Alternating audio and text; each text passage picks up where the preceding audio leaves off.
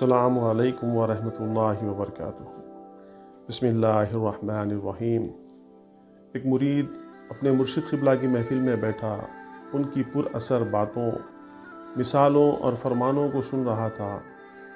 ان میں چھپے ہوئے رموز، رازوں کو جان کر اس کے دل پر بہت گہرا اثر ہوا۔ مرشد قبلہ فرما رہے تھے، اللہ ٹوٹے ہوئے دلوں میں رہتا ہے۔ عشق کی آگ وہ ہے جو سب کچھ جلا کر راکھ کر دیتی ہے۔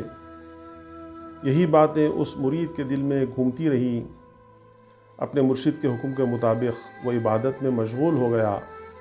وہ کلمہ طیبہ لا الہ الا اللہ محمد رسول اللہ صلی اللہ علیہ وسلم کے ذکر میں مشغول رہا۔ کلمہ طیبہ کا ذکر کرتے ہوئے کافی عرصہ گزر گیا تو مرشد قبلہ نے اسے لا الہ الا اللہ کے ذکر کی تلقین کی۔ ذکر کا انداز بھی بدل گیا۔ اب وہ لا الہ ایک آواز میں کہتا تو ایک اور دھیمی آواز میں الا اللہ کا ضرب اپنے دل قلب پر لگاتا۔ الا اللہ کی پر اثر آواز اس کے وجود میں ایک عجیب سی کیفیت پیدا کر دیتی تھی۔ کچھ دنوں بعد وہ صرف قلب میں الا اللہ کا ذکر کرنے لگا اور دل سے بھی وہی آواز محسوس کرنے لگا۔ وہ خاموش رہتا لیکن اس کے قلب سے ذکر کی آواز صاف صاف سنتا رہتا۔ اسے اپنے مرشد قبلہ کی یاد ستانے لگی۔ وہ ان کی خانقاہ شریف کی طرف پہنچا۔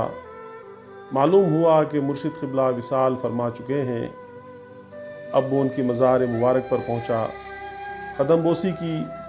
اسے اپنے مرشد قبلہ کے الفاظ یاد آ رہے تھے۔ وہ تصور شیخ میں ڈوب گیا۔ اس نے محسوس کیا کہ مرشد قبلہ آنکھوں کے روبرو آ گئے ہیں۔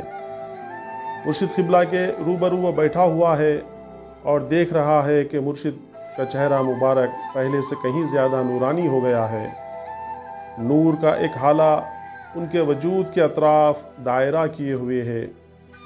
مرشد قبلہ نے اسے اپنے قریب بلا کر گلے سے لگایا، اس کی پیشانی کو چومی اور وہ واپس اپنے مقام کو لوٹ آیا۔ مرشد قبلہ نے فرمایا، میری پشت پناہی تیرے ساتھ ہے۔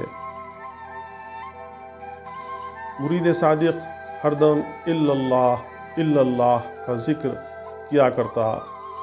قلب میں تصور کو قائم رکھ کر وہ اس ذکر میں ڈوب جاتا۔ ایک دن تصور کے عالم میں کیا دیکھا کہ اس کے مرشد سامنے سے آ رہے ہیں۔ خوشی سے جھوم اٹھا اور ان کے قدم بوس ہوا۔ انہوں نے اسے گلے سے لگا لیا اور مسکراتے ہوئے پتہ نہیں کہاں چلے گئے۔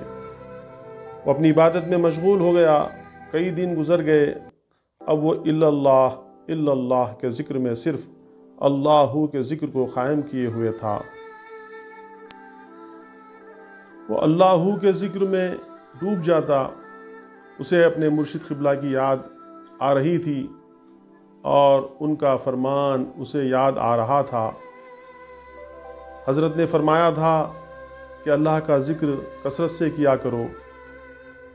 یہ بھی فرمایا تھا کہ تم اس کا ذکر کرو گے تو وہ بھی تمہارا ذکر کرے گا،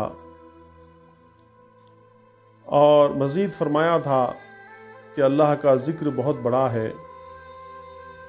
اللہ کا ذکر کرنے لگا۔ وہ اس ذکر کو اب اس طرح ادا کرنے لگا، اللہ اللہ اللہ۔ اس ذکر پاک سے اس کے ظاہر و باطن روشن ہو گئے۔ مرشد قبلہ نے بتائے تھے کہ اس ذکر کو تم اس طریقے سے بھی کیا کرو، اوپر کی سانس میں اللہ کو لو اور تھوڑا وقفہ دے کر واپسی کی سانس میں ہو کو چھوڑ دو، کیونکہ ہو کا ذکر بہت ہی پر اثر اور افضل ہوا کرتا ہے۔ فرمان خداوندی بھی ہے، هو اللہ لا الہ الا ہو، وہی اللہ ہے، نہیں ہے کوئی معبود سوائے اس کے۔ حضرت قبلہ نے مزید فرمایا تھا کہ ہو میں بہت زیادہ قوت موجود ہے اور کل راز، سارے راز اسی ہو میں پوشیدہ ہیں۔ کلمہ طیبہ میں لا کا مقام اور روحوں میں روح الوی کا مقام اور ہو کا مقام ایک ہی ہے۔ ہو کیا ہے؟ ہو کی حقیقت بہت ہی عجیب ہے اور ایک معمہ ہے۔ وہ نور بھی ہے اور نار بھی ہے۔ آقائے دو عالم حضور صلی اللہ علیہ وسلم نے فرمایا العشق هو النار، یعنی عشق ہو کی وہ آگ ہے جو قلب میں سلگتی ہے اور جلا دیتی ہے ما سوا کو۔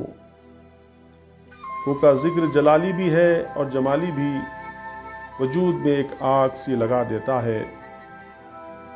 ذکر ہو میں ایک سوئی ہونی چاہیے۔ اس مقام پر صرف وحدت ہی وحدت ہے اور کوئی شے نہیں۔ اب وہ مرید اپنے مرشد قبلہ کے فرمان کے مطابق صرف ہو کے ذکر کو قائم کیے ہوئے ہیں۔ السلام علیکم ورحمۃ اللہ وبرکاتہ۔